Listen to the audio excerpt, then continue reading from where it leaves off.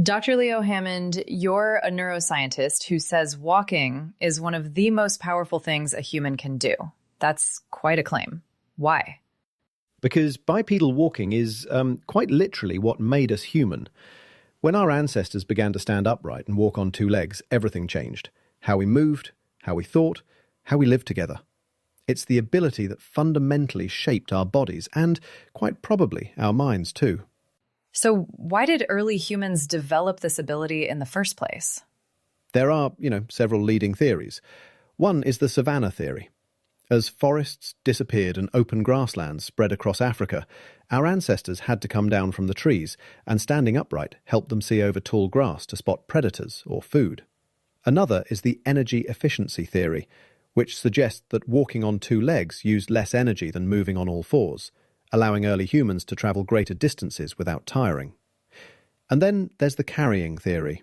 Once we were upright, our hands were free to carry food, tools, and babies, which made life a lot easier and encouraged social cooperation. Most scientists today agree it was probably a mix of all these factors that led to bipedal walking. And you just said that walking upright changed how we think. How does that connect to the brain? Scientists believe that walking more efficiently may have freed up energy for other parts of the body, especially the brain. The human brain consumes a huge amount of energy, and over time it became larger and more complex. The carrying theory also suggests that once our hands weren't needed for movement, they could be used for making tools, for gestures, both of which demanded greater coordination between the hands, eyes, and brain. Over time, that coordination may have strengthened the brain areas responsible for planning, cooperation, even language.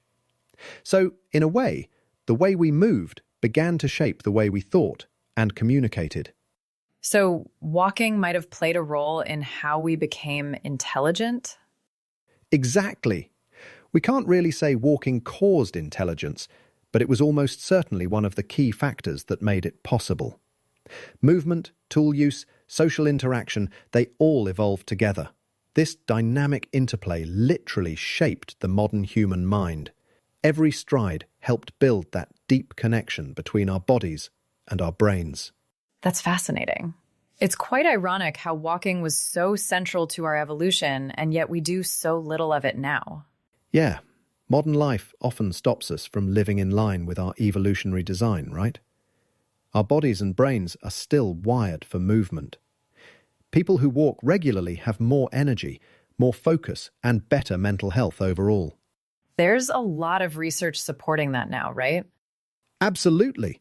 Studies show that even 12 minutes of brisk walking can alter chemical markers in the blood linked to mood and stress. Longer, regular walks improve memory, sleep, creativity, you name it. In one experiment, people produced twice as many original ideas while walking as when sitting still.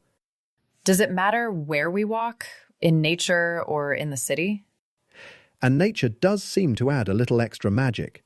Forests release natural compounds that boost our immune system. Walking near water lowers blood pressure and stress levels. But really, any kind of walking helps. Even in the city, if you just lift your eyes from your phone and actually look around, you start to feel the difference. So when we walk, we're reconnecting with something ancient in ourselves. That's exactly it. Every time you stroll through a park or stride to work instead of driving, you're replaying a story that began millions of years ago. Walking helped make us who we are, and it's still the simplest, most natural way to keep both our bodies and our minds alive and alert.